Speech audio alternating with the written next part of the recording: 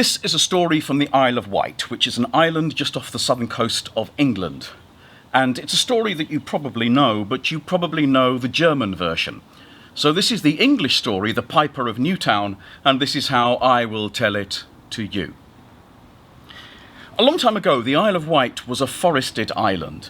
The whole of the centre was covered in thick forest, and so the settlements were round the edges of the island, coastal settlements. And one of these was the town of Newtown, and the town of Newtown was a prosperous town. It had a town hall, it had fine streets, Silver Street and Gold Street, it had a square, and it had a harbour.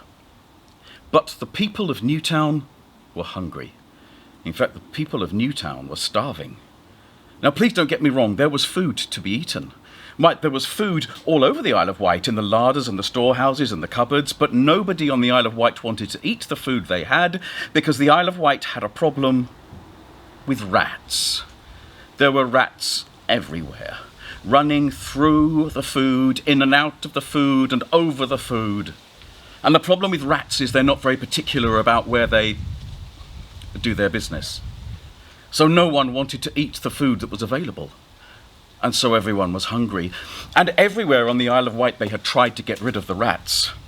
And Newtown, the Council of Newtown, had spent almost every penny it had buying poison, buying cats, but nothing seemed to work. And when I say almost every penny they had, at this point we find the mayor and the councillors in the town hall with the coffer open. The box that holds the money, and they're looking in, and in the coffer there are 1, 2, 3 copper coins. 3 pennies. That's all that's left. And they were scratching their heads and wondering what to do when the doors open of the council chamber, and in strides a tall, thin young man wearing a coat made out of patches of different brightly coloured fabrics, and he bows low to the mayor and the councillors, and he says, "You have a problem with rats." And the mayor and the councillors look at him and say, "Well, yes, we do have a problem with rats. Why? What is it to you?" And the young man says, "I can solve your problem with rats, and all it will cost is £10. Now, £10 today is not a huge amount of money, but a few hundred years ago that was a fortune. And remember that in the coffer they only had 3 pennies. So the mayor and the councillors had a little meeting. And the mayor said, "Agreed. We will pay you £10 if you rid us of the rats."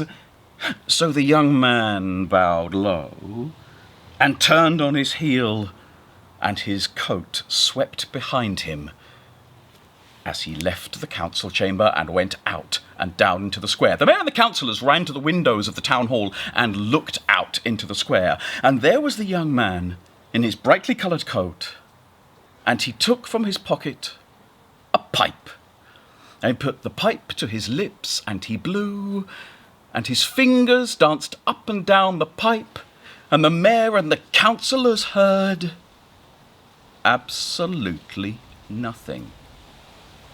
They watched the young man walk down Silver Street playing his pipe, but they still heard absolutely nothing.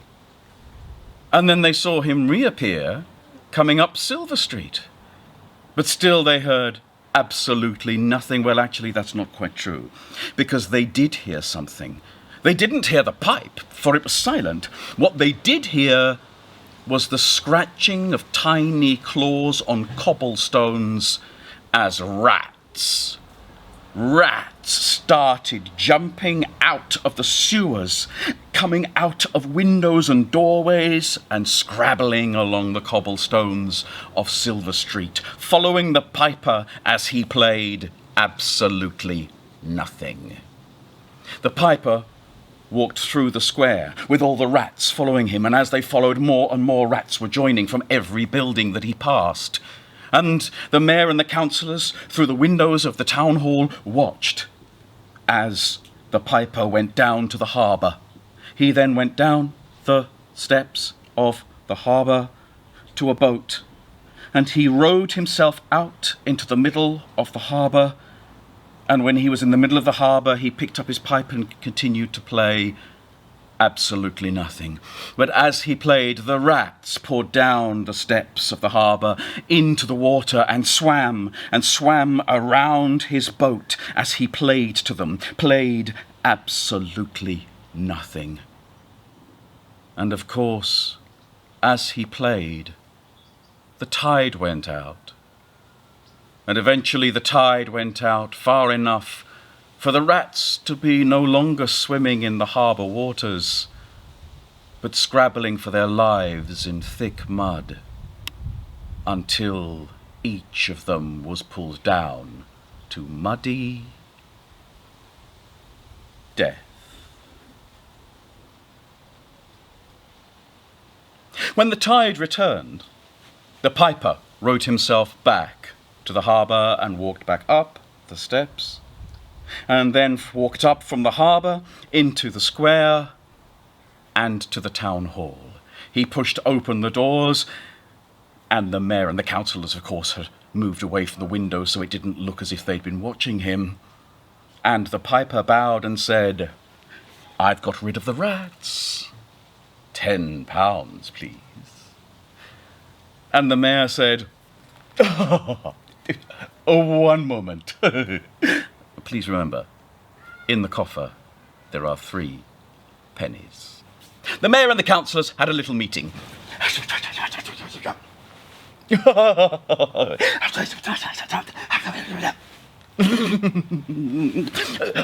councillors and I have had a little meeting, and we observed that you took a pipe out and you played it, but that when you played it, you played absolutely nothing. Now, I can play absolutely nothing. The councillors can play absolutely nothing. But because the rats have gone, here, we will give you 3 copper pennies for your trouble. The piper looked at the pennies in the mayor's hand and took them. And then he took the first one and flicked it in the air.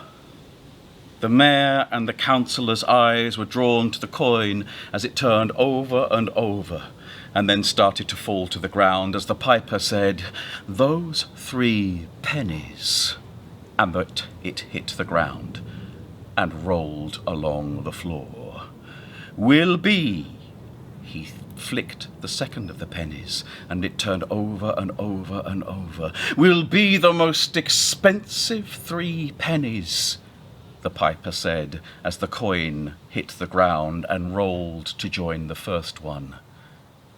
"That the people of Newtown," he said, taking the third coin and flicking it in the air, "have ever spent."